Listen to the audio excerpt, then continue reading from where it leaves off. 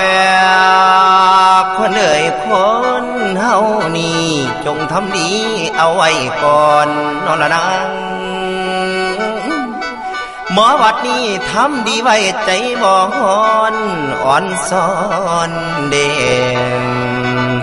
ส่วนกุศลเดละนางอ๋ออ๋ออ๋ออ๋ออ๋ออ๋ออ๋อละนาง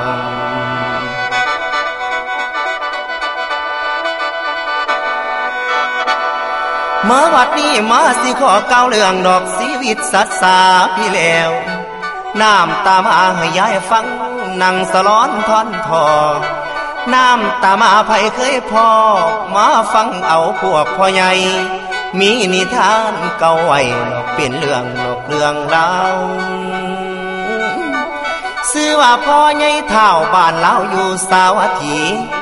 เราเป็นคนกินดีดอกมักแข้งก็คือเนื้อบ่วางงัวควายมากะกินบ่ได้จงเด้อแม่เด้อเห็นงัวควายแล่นลัดหน้าน้ำลายย่อยดอกเหี่ยหวยแล้วก็มีลูกน้อยคอยอยู่ปู่ปกหาอาหารมาหลายดอกสู่อันถนอมเลี้ยงแล้วไปหาเอาเนื้องัวควายมาบ่อยๆตากแข่งให้ลูกหน่อยถนอมก่อนดอกปอนคำเมื่อหนึ่งตากเนื้อไว้หลังคาสดดี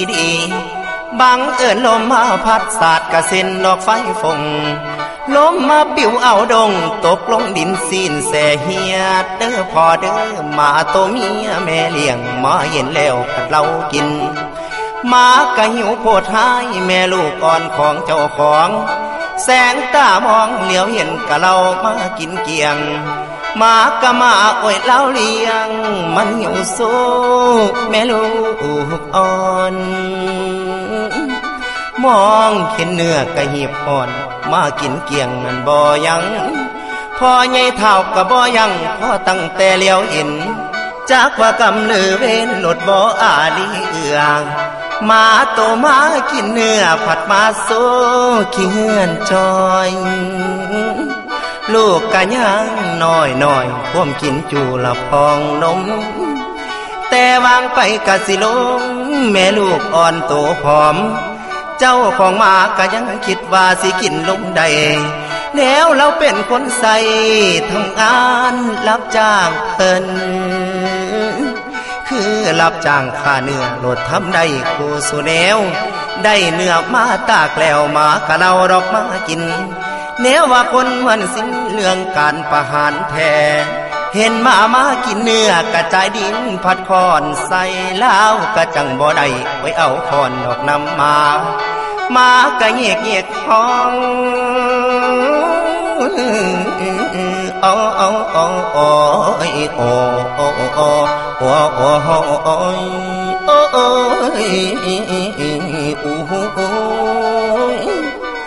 มาบัดนี้มาไกลเกียกห้องมีแต่ว่ายอมแล้วบ่ฟังความมาหลดนำลงทางคอนตีมาหลายมัดซ้อนสลบลงดินดาวโอ้ยมากะเงียกห้องยอมแล้วพ่อใหญ่เอ้ยเนึกว่าของทิ่มแล้วมันตกอยู่ดอกในดินจังมากินบ่จองห้องบ่จองผัวหาคนอดพอสิตนบ้างมาโตยังแม่ลูกอ่อนมากะวอนห้องเล่าสิขานั่นอย่างเดียวบอกว่าตายแท้อีมาแม่ดองเมืองตาย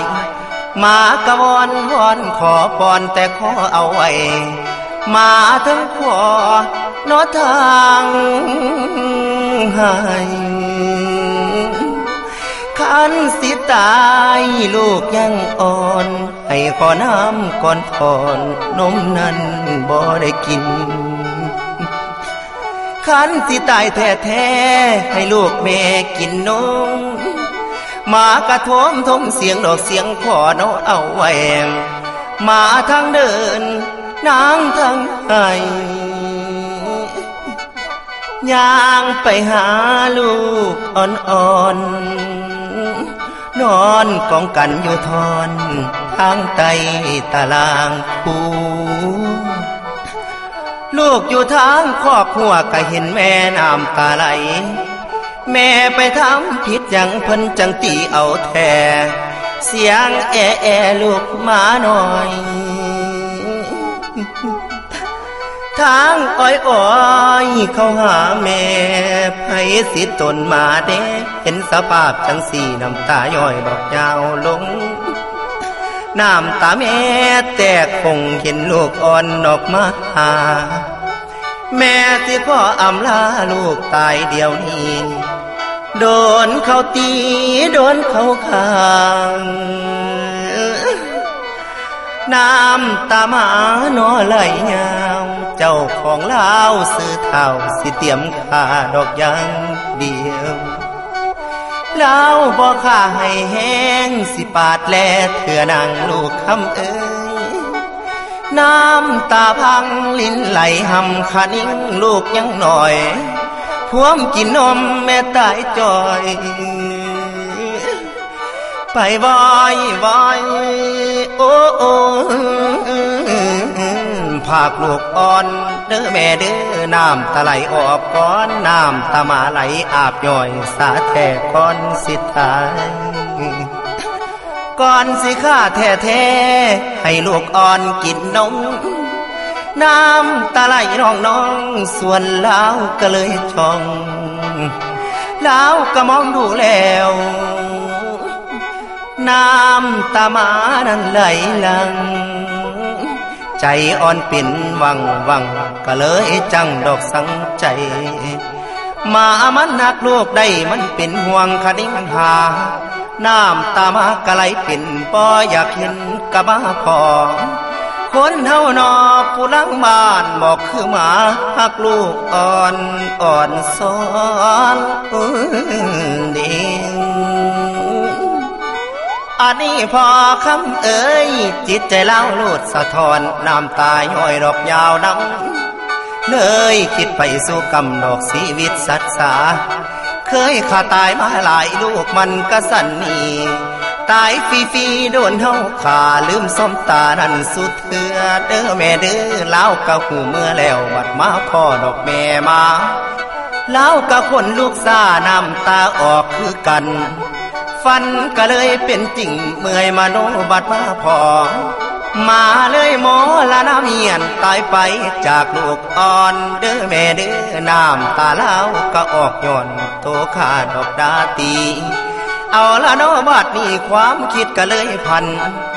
จิตใจมันก็เลยห่วงคดิ้งหลายเรื่องใจคดิ้งไปเบื้องสัตว์สาตายนั่นกองเกลือนโตเคยเป็นผู้ฆ่าเขานั่นดอกเขาตายคงสิเป็นบาปพายบาปใหญ่ไพ่มหันพุ่นแล้วตั้งแต่มาหนอมันกำลังลงลิ้นย่อย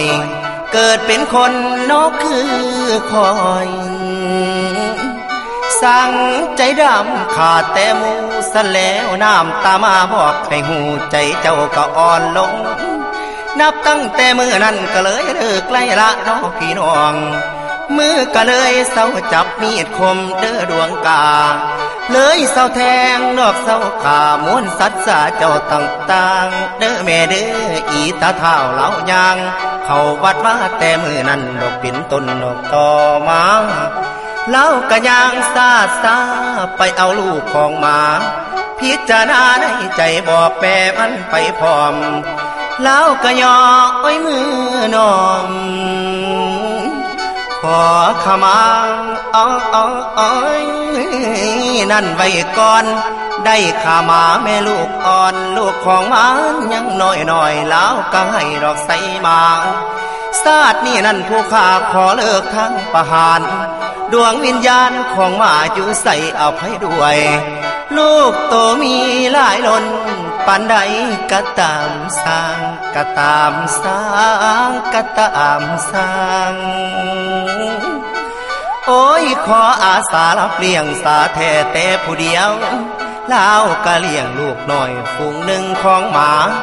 บ่หัวสาคนใดสิว่าเล่าเป็นบา ทำแต่บุญไปหน้าเข้าไปวัดไปว่าใจบ่กล้าดอกคือเก่านาคไอ้นางน้ำตามาสอนให้เจ้าเลยเศร้าขาม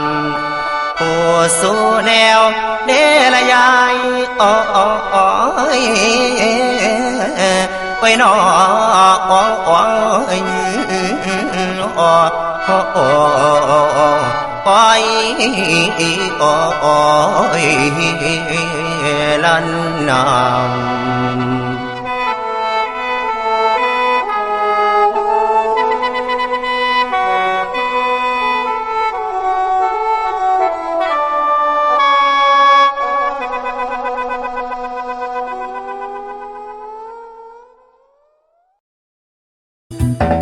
ฝากกดไลค์กดซับสไครต์แน่เด้อฝากกดติดตามแน่เด้